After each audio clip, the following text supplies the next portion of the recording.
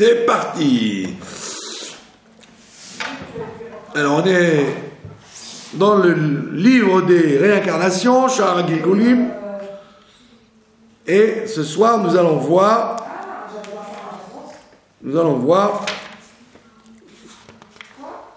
comment les gens reviennent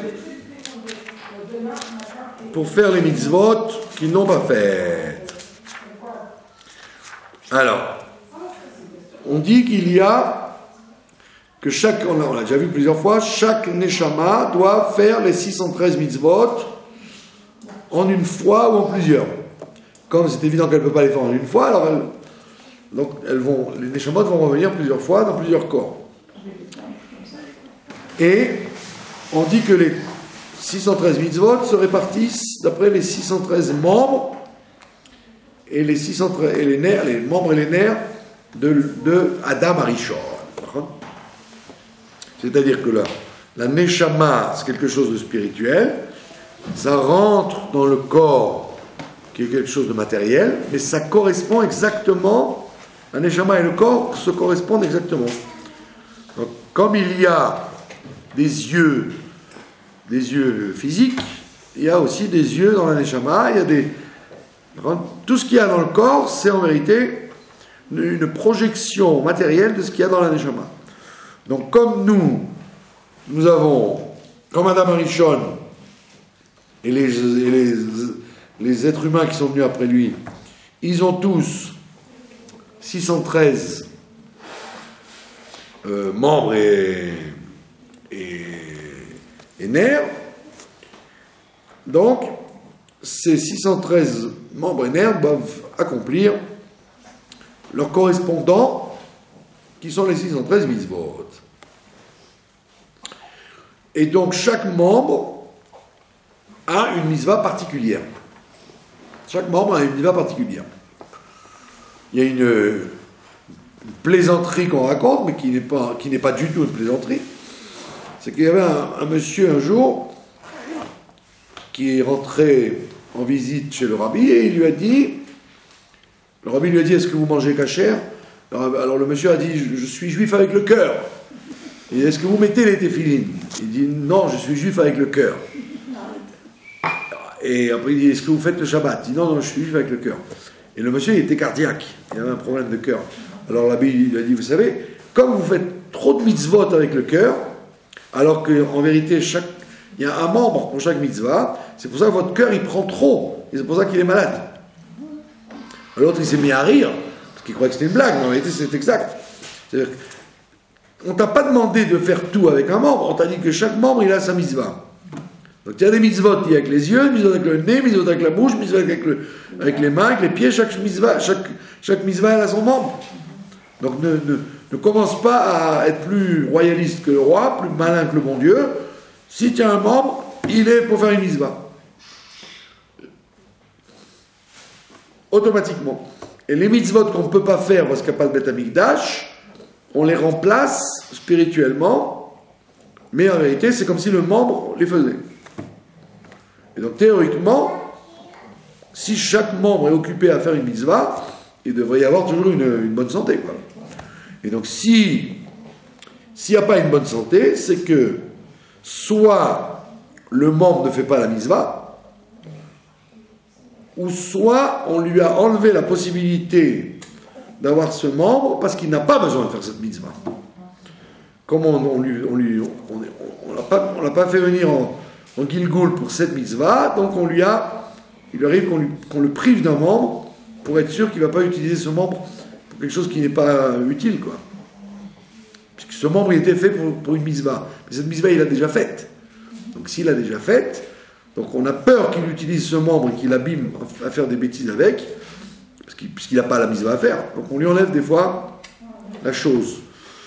Donc c'est pour ça qu'on peut comprendre qu'il y a des gens qui ne voient pas, ou des gens qui n'entendent pas, ou des gens qui ne marchent pas, ou qui ne peuvent pas bouger les bras, ou qui ont un membre qui débloque, parce que on évite des fois, on leur économise les bêtises qu'ils auraient faites avec ce membre si on leur avait donné, quoi. Vous connaissez cette histoire d'un couple qui n'avait pas d'enfants, et il a prié pour avoir des enfants, et après ils ont été voir le voyant de Lublin.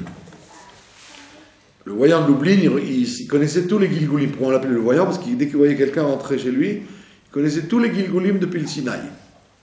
Tous les Gilgulim qu'il avait traversés jusqu'à ce qu'il arrive chez lui. Et il a vu ces gens-là, il leur a dit, je vous donne une bénédiction, vous allez avoir un garçon. Et ils ont eu un garçon, et puis le temps a passé, ils se sont rendus compte que le garçon était muet. Il n'arrivait pas à parler. Alors, ils sont retournés chez le José de Lublin, ils lui ont dit... Je mets son paquet de cigarettes dans votre bureau, là.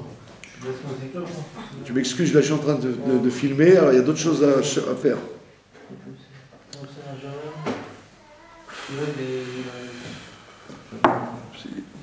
Il y a un cours qui est produit sur toute la planète, il faut qu'on soit dérangé par...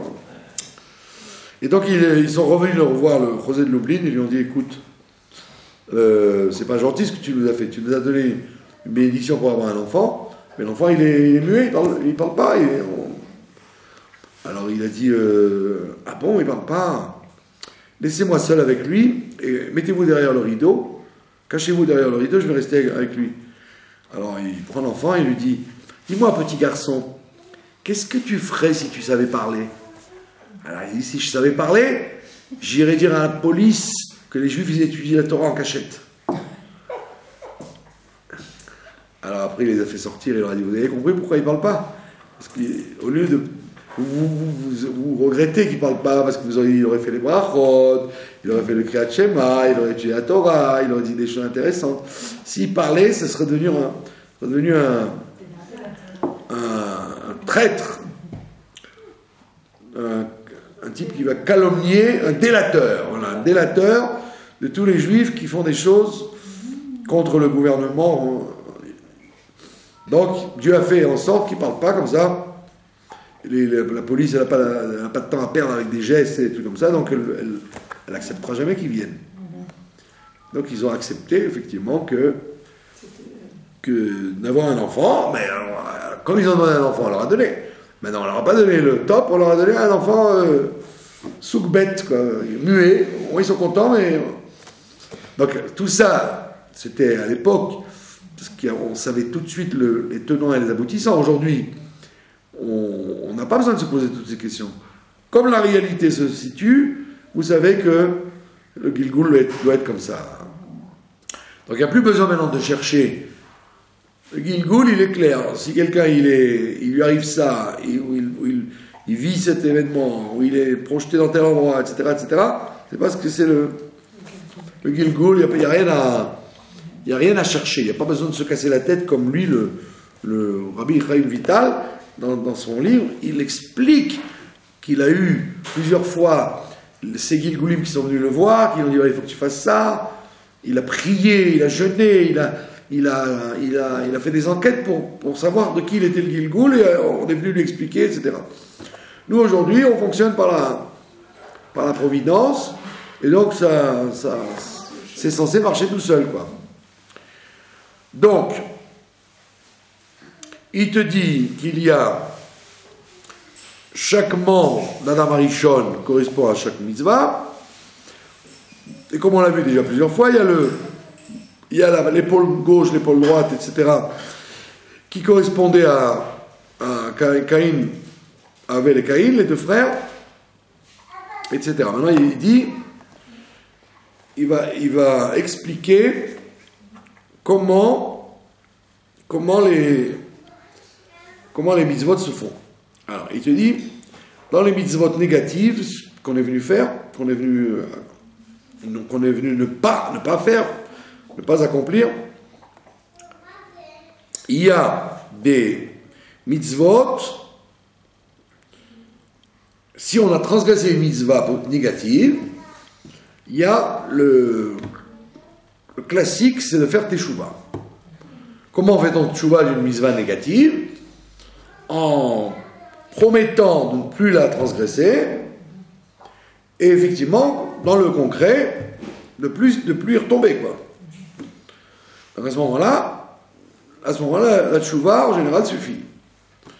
il faisait une chose qu'on ne doit pas faire, il arrête de le faire, et jusqu'à sa mort, il gardera cette décision, ça va.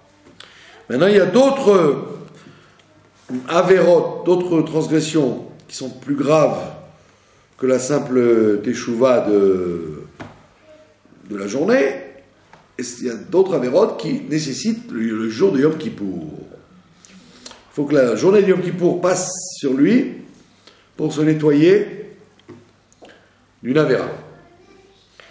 Et des fois, il arrive quelquefois qu'un Kippour ne suffise pas, donc il lui faut plusieurs Yom Kippour. Comme un nettoyage, vous nettoyez pour Pessah, donc vous vous rendez compte qu'il y a une tâche, alors vous essayez avec la lessive classique, avec la tâche elle n'est toujours pas partie, alors vous essayez avec du savon de Marseille, après vous voyez que ça ne marche pas, vous essayez avec la javel, et après vous voyez que ça ne marche pas, vous l'envoyez chez le teinturier. Donc on voit que, comme dans la vie, certaines tâches elles partent avec un peu d'eau, et d'autres il leur faut la chimie très forte pour les enlever, eh ben, la même chose. Des fois, un Yom Kippour suffit pour enlever une tâche, et des fois il faut plusieurs Kippour pour enlever la même tâche. Vous avez enlevé une couche de la tâche une année, l'année d'après une autre couche, jusqu'à ce qu'après quelques années, il n'apparaît plus aucune tâche de cette faute. Donc ça c'est le deuxième style. C'est pour ça qu'il faut souhaiter d'être vivant. Parce que tant qu'on est vivant, on peut faire teshuva. Après la mort, il n'y a plus de teshuva. C'est pas une évidence ce que je vous dis. C'est écrit dans c'est un midrash qui nous raconte ça. Le midrash nous raconte qu'il y avait deux frères qui faisaient pique-pendre, comme on dit, qui faisaient des tas de trucs, et ils ont dit, ben, quand on vieillira, avant de mourir, on fera teshuva. Et il y en a, il a dit, non, pourquoi avant de mourir? Après la mort. Et il y en a un qui a été intelligent, et il a nettoyé ses fautes avant de mourir, et l'autre non. L'autre il s'est dit, bah, la vie continue après la mort. Nous on ne croit pas dans la mort, donc la vie continue. Donc après la mort, j'arrangerai ça. Et une fois qu'il est mort, on lui a montré que c'était fini. Tu ne peux plus rien réparer de l'autre côté. De là on apprend que la vie sur Terre, elle est très précieuse parce qu'on peut tout arranger.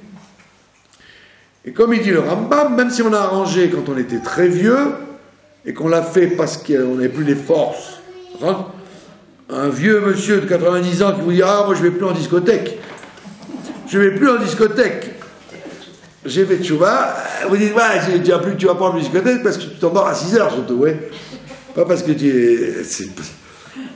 que tu t'endors devant la télévision à ton âge, et que tu n'as pas la force d'écouter de la musique qui casse la tête, donc c'est pour ça que tu vas plus en discothèque. » Et il dit, mais oui, j'ai fait teshuva.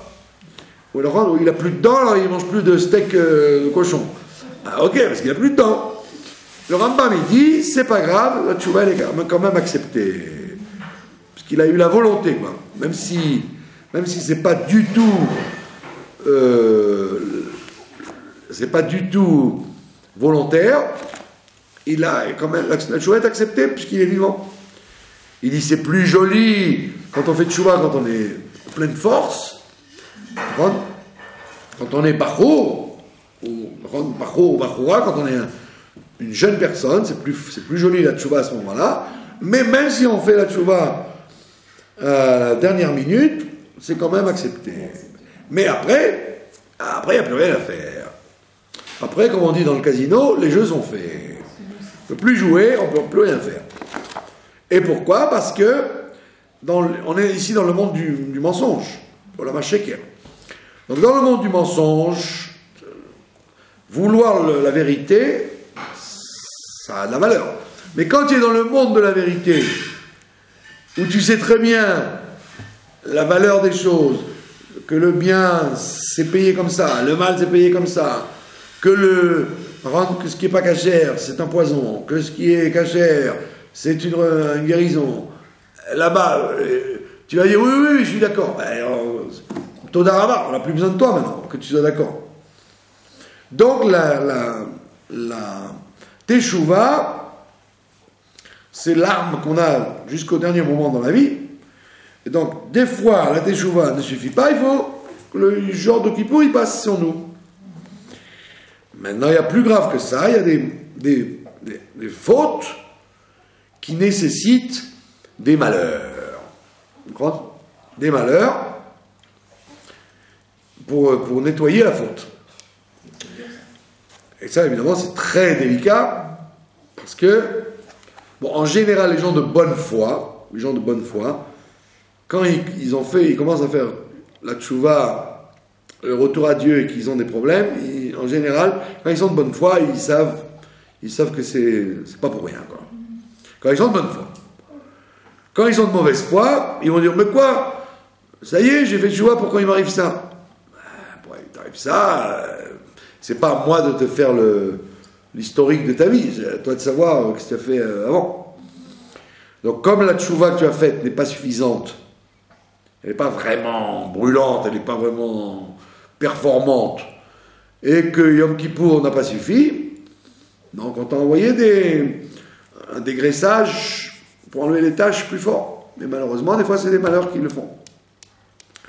D'accord ? Ça, c'est pour ce qu'on appelle les averot chamurot, les fautes très graves. C'est quoi les fautes très graves? C'est celles dont la Torah raconte qu'elles sont passibles de retranchement ou de mort par le Beit Din. D'accord? J'ai voyagé maintenant avec un arabe, un taxi arabe, et il a parlé de Dieu tout le voyage. Alors il expliquait qu'effectivement, il expliquait quelque chose il disait que si on n'est pas droit, si on trompe les gens, il dit comme les commerçants qui vous racontent des blagues, etc. Il dit chez nous les musulmans, on le sait très bien que pendant 20 ans il va gagner de l'argent en volant les gens, mais après 20 ans, si son fils devient fou ou qu'il a un accident de voiture, etc., on sait très bien que c'est parce qu'il a payé la facture pour les 20 ans où il s'est mis de l'argent dans la poche. Je lui dis c'est marrant parce qu'il est sage.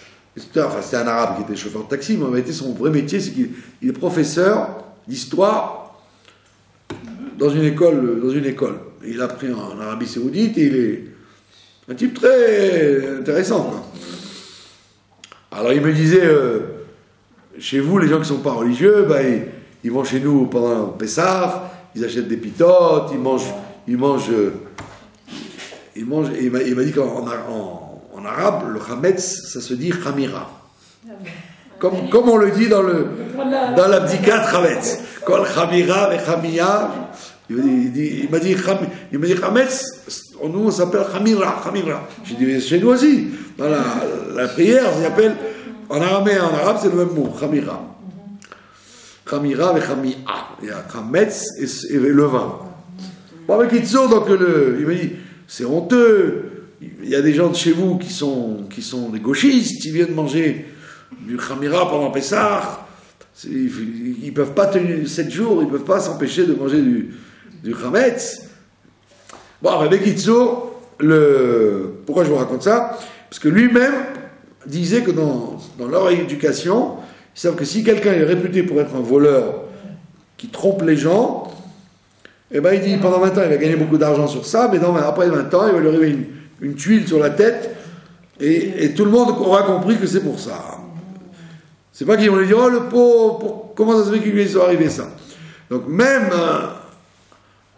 quelqu'un qui n'a pas eu la Torah, il comprend ça.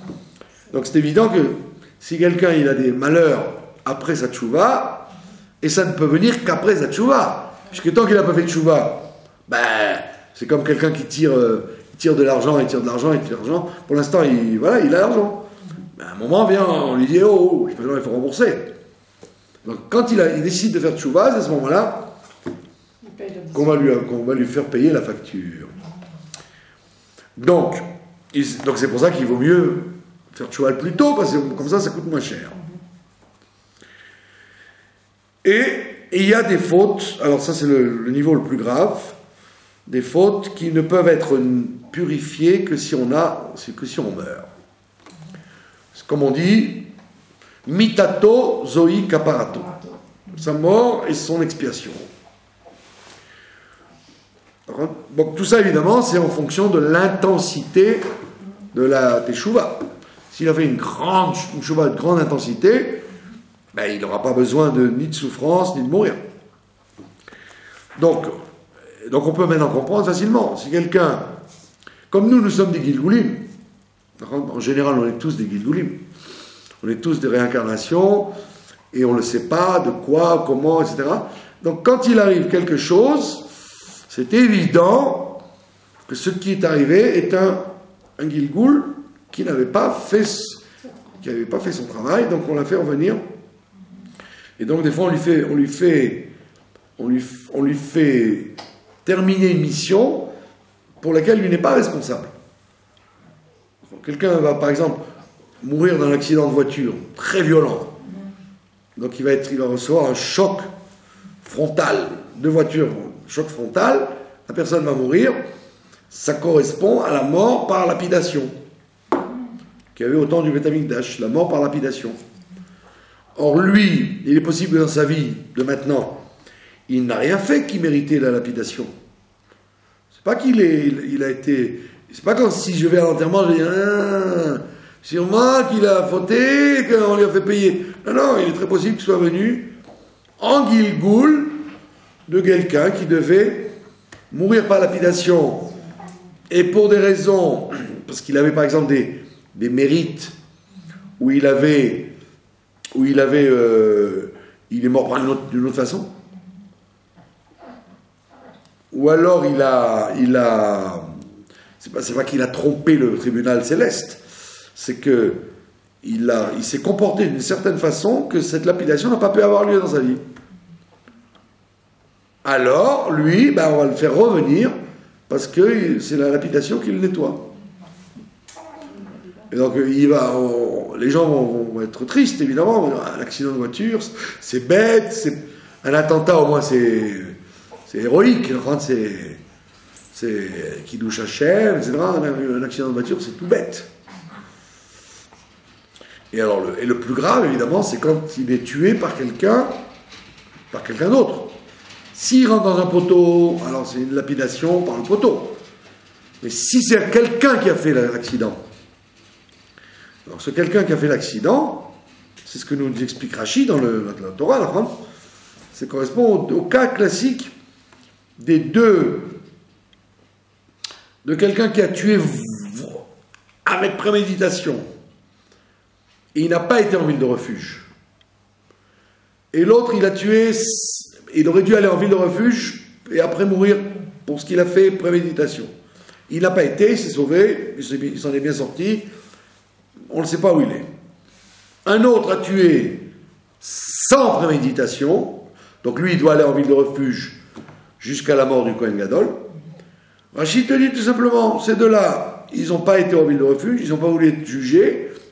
Qu'à cela ne tienne, Dieu va les présenter tous les deux dans une auberge, comme ça il dit Rashi, il amène du Midrash, il va les présenter dans une auberge, dans l'auberge donc il y a des gens qui les voient, donc celui qui a tué avec préméditation va monter sur une échelle, celui qui a tué sans préméditation va le suivre sur la même échelle, le premier va tomber sur le deuxième, donc tout le monde va voir que maintenant lui a tué le deuxième, donc le deuxième va mourir parce qu'il n'a pas voulu aller en ville de refuge pour un crime involontaire, donc il devait mourir, sinon il n'a pas voulu mourir, donc il s'est dit je me sauve de la ville de refuge, donc il doit mourir, donc il va mourir comme lui a tué, sans préméditation, puisque le gars est tombé sur lui. Et lui qui a tué par préméditation, il va tuer, et tout le monde va le voir. Et donc il va être obligé d'aller en ville de refuge, cette fois-ci pour de bon. Donc le Rashi te dit, il n'y a pas de problème. Si tu n'as pas payé la facture dans une situation, on va te mettre dans une autre situation. Maintenant ça c'est dans la même vie. Mais en règle générale, c'est pas toujours dans la même vie. Donc quelquefois, quelqu'un était d'un Gilgul, quelqu'un qui a 1000 ans devait mourir de lapidation, on n'a jamais retrouvé la combinaison pour le faire arriver ici, et ben on trouve à l'occasion l'accident de voiture, par exemple. Ou la noyade, ça correspond à la strangulation, etc., etc. Donc, le feu, c'est par le feu, etc. Donc, quand on voit un événement comme ça, on ne doit pas dire c'est lui qui a fait ça et donc il paye dans ce monde-là. Pas du tout. Il a fait ça dans un autre Gilgul et on l'a fait revenir ici pour payer le Gilgul d'avant. Et comme on l'a dit plusieurs fois, des fois, il arrive quelquefois que ce soit des enfants qui subissent ça parce que, comme il n'y a qu'une chose à faire, alors on le fait faire par un enfant. Pourquoi attendre qu'il grandisse, qu'il soit astreint au mitzvot et risquer de faire des avérotes, on le prend quand il est enfant encore. C'est pour ça qu'il faut prier pour ne pas être l'endroit, la famille dans laquelle Dieu il va régler ses comptes. Ça vaut mieux. Maintenant, en plus, il y a un grand secret que là on n'explique pas dans le Sefer HaGilgulim, mais qu'on doit connaître, c'est qu'il y a toujours des moyens d'échange. Toujours un moyen d'échange. Ça veut dire que si jamais quelqu'un devait mourir par lapidation, ou Nagid, quelqu'un devait mourir par être brûlé par le feu, donc il est revenu pour être brûlé par le feu. Donc il y a où il va être brûlé par le feu, pour remplacer, pour payer ce qui s'est passé dans la Gilgul d'avant, ou il va se faire insulter en public. On va lui faire blanchir la face en public, c'est comme si on mourait par le feu. Une grande honte. Une grande honte, ça peut arriver, il y a des gens qui ont une grande honte comme ça, accusés de vol. Voilà. Vous êtes quelqu'un de très bien, et piton, on vous accuse d'avoir volé la petite cuillère en argent le jour du mariage, quoi. Devant tout le monde. Ah, c'est vous! La honte que vous avez, ça peut très bien avoir été un remplacement de la mort par bûcher. La honte, le fait d'être blanc de honte, c'est comme si on était mort par le feu. Donc on voit qu'on peut très bien, soit volontairement, soit involontairement, pouvoir remplacer une punition par une autre. Un nettoyage par un autre nettoyage. Donc c'est pour ça qu'il faudrait toujours être de bonne humeur. Parce qu'en fait, vous voyez, celui qui se fait insulter en public, c'est qu'il a beaucoup de mérite. C'est qu'au lieu de le brûler, que Dieu préserve dans un accident ou un attentat, ou comme les pauvres enfants là, de la semaine dernière, d'une mort toute stupide d'un chargeur qui brûle, qui brûle des gens dans une maison, bah, le gars il a eu la chance, il a le mérite, il a fait des mitzvot sûrement, qui ont fait qu'on lui a transmuté cette peine de mourir brûlé en lui faisant la honte en public. Alors lui il va dire, aïe aïe aïe, mais qu'est-ce que j'ai fait pour qu'on me fasse ça? Justement, tu as fait des mitzvot, comme tu as fait beaucoup de mitzvot, on ne te brûle pas physiquement, on t'a brûlé en public. Ça va s'oublier, t'inquiète pas. Et après, ils vont découvrir que tu n'es pas le voleur, etc. Ton nom va être blanchi. Et entre-temps, tu as été nettoyé de cette histoire que tu avais sur le dos. Donc, ça veut dire que tout ça, c'est le nettoyage des fautes négatives, des mitzvot négatives. Donc, il y a soit la tchouva, Kippour, si ce n'est pas suffisant, malheur si c'est pas suffisant, et la mort si c'est des choses très graves. D'accord? C'est facile à comprendre, quoi. d'après ça, vous devriez chanter et danser toute la journée, quoi. Parce que si vous pensez qu'il y a une justice immanente, que Dieu fait cette justice que nous, on ne voit pas, on voit que le début, un morceau du film. Mais si on comprend que tout en réalité s'engage bien comme il faut, on devrait être tous les jours en train de danser sur la table. Avec on va être toujours d'une excellente humeur, puisque en fait, tout est un règlement de compte, tout est un nettoyage, Mais celui qui a accusé le type comme voleur, il doit payer. Ah ben oui, non, alors, oui, ça ne... Ce que les gens, comment Dieu se sert de quelqu'un, ça dépend du mérite que vous avez. Si vous avez, c'est pour ça qu'on dit, c'est ce que je dis aux enfants quand je leur donne des pas des bonbons, des Smarties, nous appelions ça des Smarties, les lentilles là au chocolat. Je les habitue à dire aux petits-enfants et à ne pas dire Todaraba, mais dire Tiske la mitzvot.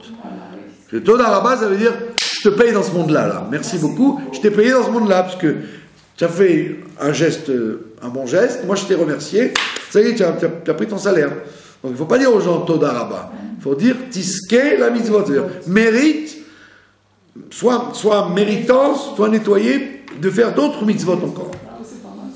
Ça veut dire que la personne. Et Joseph Yitzhak, alors il connaît par cœur. Alors, dès que je lui donne des trucs, il me fait tisquer la mitzvot. Donc, et même les mendiants qui viennent, quand je leur donne une pièce, je leur apprends à dire tisquer la mitzvot et pas de rabat. Mais pour qui? Le mérite est pour qui? Pour vous ou pour celui? Non, pour que vous, au lieu qu'ils vous remercient, et donc ils vous payent la mitzvah dans ce monde-là, vous ne voulez pas alors recevoir le salaire dans ce monde-là. Donc il vous dit au contraire, sois méritant d'en faire encore. Il espère que vous en fassiez encore. Ça veut dire que dans ce monde-là, il faut être zoré. C'est-à-dire il faut être choisi par Dieu pour des bonnes choses. Donc ce monsieur-là qui a insulté l'autre, ou qui l'a accusé, ou qui a fait l'accident, etc., c'est qu'il a été choisi pour faire une mauvaise chose, pour être un bourreau, pour être un responsable d'une mauvaise action. Mais il doit payer cher après. Ben oui, parce que le monsieur aurait pu mourir dans un poteau. Or Dieu, il a préféré le faire tuer par quelqu'un. Un chauffeur de bus, ou une voiture, ou un gars qui a bu, ou ce que je sais. Pourquoi lui? Parce qu'effectivement, il s'est mis en position d'être l'idéal, le chaliard idéal pour faire une mauvaise chose.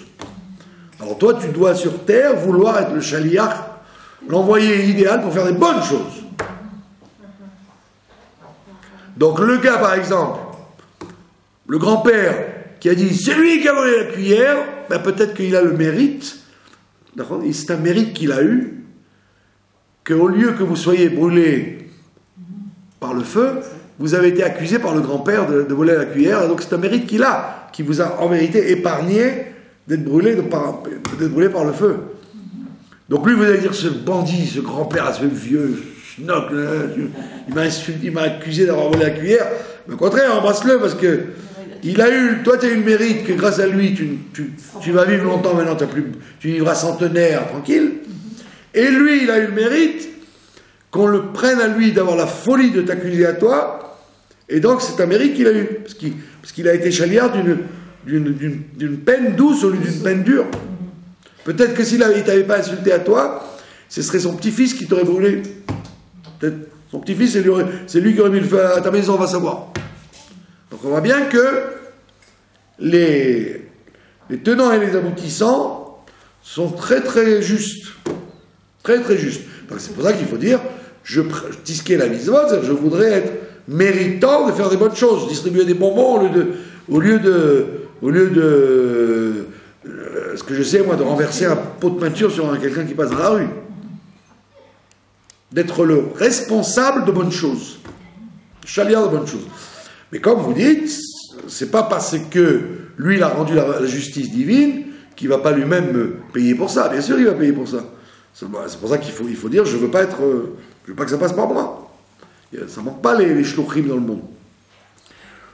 Pourquoi? Parce qu'effectivement, le monsieur, il peut très bien faire teshuva et qu'il n'y ait pas besoin que je sois le shaliach pour lui faire la punition. Peut-être qu'il n'aura pas besoin de punition. Peut-être qu'il va se la faire lui-même, la punition. Donc, c'est la quatrième catégorie de choses, c'est la mort.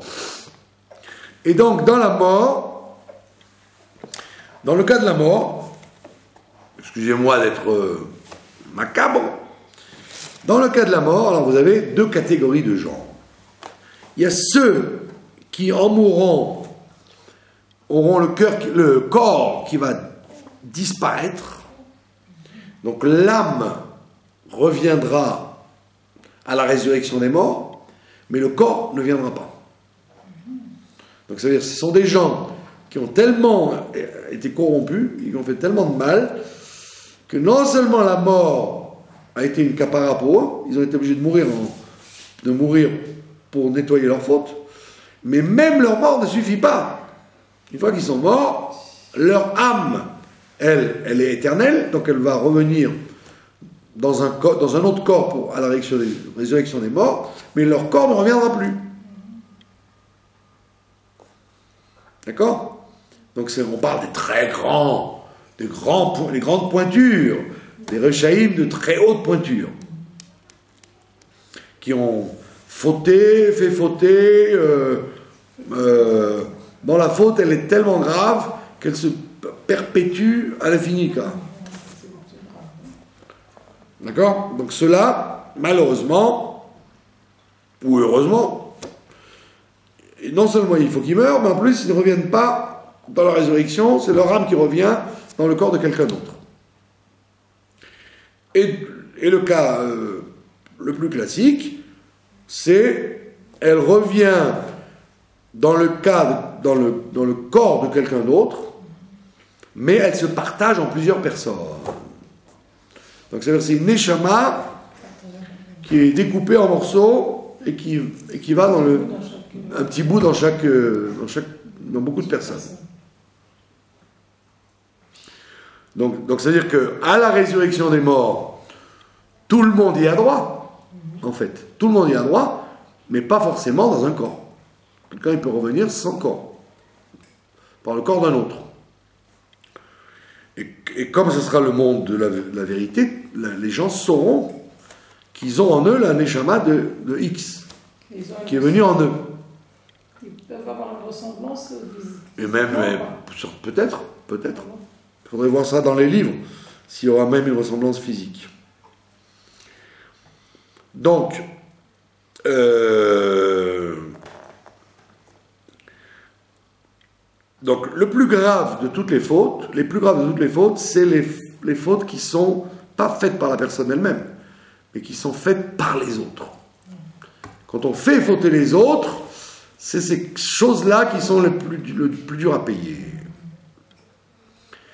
Quand quelqu'un faute lui-même, alors il peut régler son problème avec lui-même. Il fait tchouva, il souffre, tout ce que vous voulez. Mais quand il a fait fauter les autres, eh oui, parce qu'il a entraîné un système qui peut des fois continuer à l'infini. Le marxisme, par exemple. Ben oui. Oui, alors comment on fait? Voilà, les gens qui ont inventé des idéologies ou des religions et qui ont entraîné des milliers et des milliers de gens à aller dans ce chemin-là, aller après, chaque fois que quelqu'un se conduit mal, ben c'est à lui qu'on s'en prend.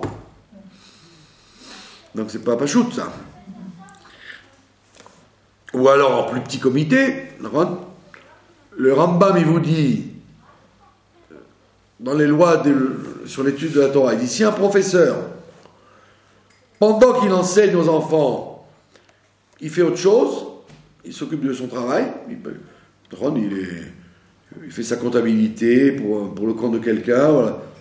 Il dit, non seulement il faut le mettre dehors, ce gars-là, parce qu'il tue des enfants, puisque au lieu de leur apprendre, il les fait faire les idiots, quoi, puisqu'il ne s'occupe pas d'eux.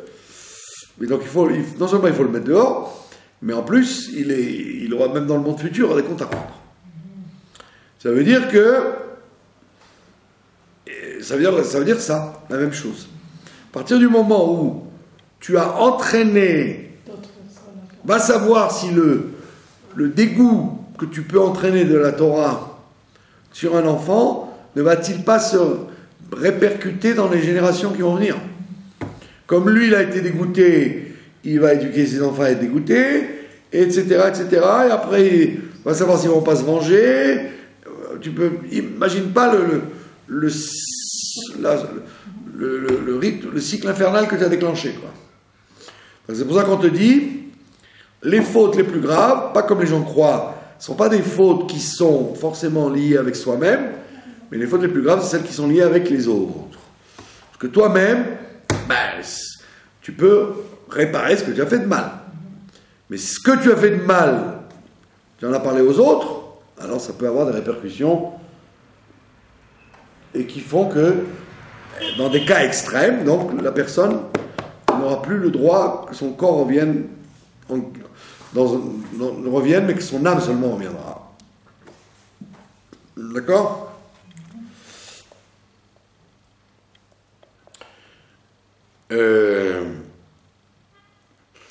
Donc il te dit, un homme qui fait fauter son ami dans une avéra où il aura besoin de revenir en Gilgoul, mais lui il ne la fait pas,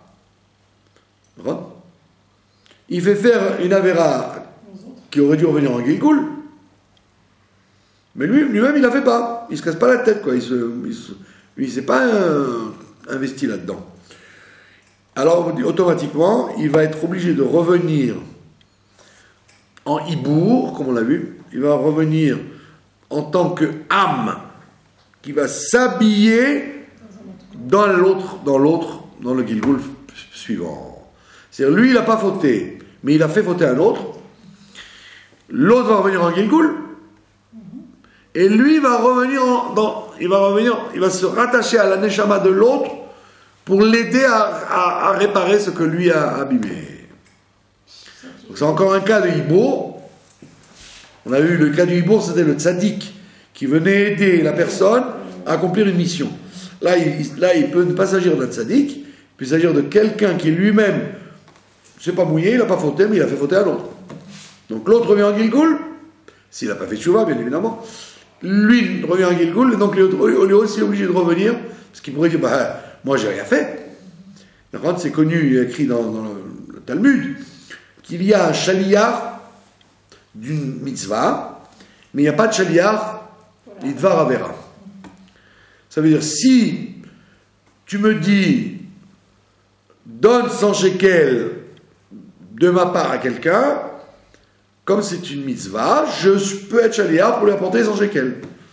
Mais si tu me dis, va lui voler 100 shekels à celui-là, parce que moi, j'ai pas la force, tu ne dois pas dire, moi je m'en charge. Quand le Beddin va juger, ils ne vont pas juger l'envoyeur, ils vont juger il va dire, monsieur, c'est vous qui avez mis la main dans la poche, c'est pas l'autre. Ben oui, c'est lui qui m'a envoyé. En shiliar b'dvar avera. Il n'y a pas de, on ne peut pas être envoyé, on ne peut pas être shaliar pour une avera. Alors comment ça marche? C'est-à-dire quand tu fais une avera en tant que mission, toi tu es puni pour l'avoir faite, et l'autre est puni bidé shamaïm, on dit il est puni d'en haut. Comment d'en haut? Par ça. D'en haut, ça veut dire qu'on va l'obliger à revenir dans le corps de la personne qui l'a fait fauter. Donc son destin est associé à l'autre qui a été obligé d'être mitgalgel. D'accord? Maintenant, donc la même chose, comme on l'a vu pour les mitzvot positives, elle est dans les mitzvot négatives la même chose. Tu peux faire une mitzvah négative de plusieurs façons. Tu peux le faire en t'investissant dans l'action. Dans l'action. Donc tu dois revenir dans un Gilgoul pour réparer l'action. Si tu t'es investi simplement dans la parole, d'accord? Dans la parole, tu as parlé, tu n'as pas fait la faute, mais tu en as parlé. Donc tu reviendras en Gilgoul pour réparer par la parole. Mais pas par l'action que tu ne l'as pas faite. Et maintenant, si c'était par la pensée, tu dois réparer par la pensée ou revenir en Gilgoul par la pensée. Donc c'est-à-dire, dans la vie ou dans le Gilgoul, on doit toujours réparer le même niveau que ce qu'on a fauté. On ne peut pas te demander plus. Par exemple, si tu as fait une avéra sans t'en rendre compte, d'accord? Voilà l'exemple que je vous ai donné tout à l'heure, tu as renversé un pot de peinture par la fenêtre, tu n'as pas fait exprès. Et puis il y a le marié en costume noir qui passe à ce moment-là, tu as rendu le costume tout blanc, le jour de son mariage. Par contre, comme tu n'as pas ni pensé à lui faire du mal, ni parlé de lui faire du mal, mais ce n'est que ton action qui a fait du mal, donc tu as été mobilisé, on a pris comme chalia pour lui faire une honte à ce pauvre fratan, il va être obligé de retourner à la maison, acheter un autre costume, enfin, une grande galère, parce que c'était la peinture blanche, évidemment, c'était pas la peinture noire. Donc, ton action, ça tu dois faire la tchouva sur l'action, parce que tu n'as ni pensé ni parlé, et si tu fais pas de tchouva sur l'action, tu reviendras en Gilgoul pour réparer l'action. Donc on voit bien que tout est très clair, il n'y a pas d'embrouille. Comme on a fauté, on doit réparer. Et le niveau qu'on a abîmé, on doit le réparer sans être obligé de réparer les autres niveaux. Voilà. Je souhaite à nos spectateurs et nos auditeurs une bonne fête de Pessah et que nous ayons le mérite d'assister à la venue du Mashiach et nous comprendrons avec nos propres yeux toutes les réincarnations que nous avons vécues. Tout le film sera devant nous à ce moment-là. Rak Kasher Pesach Mesameach. Je voulais vous demander,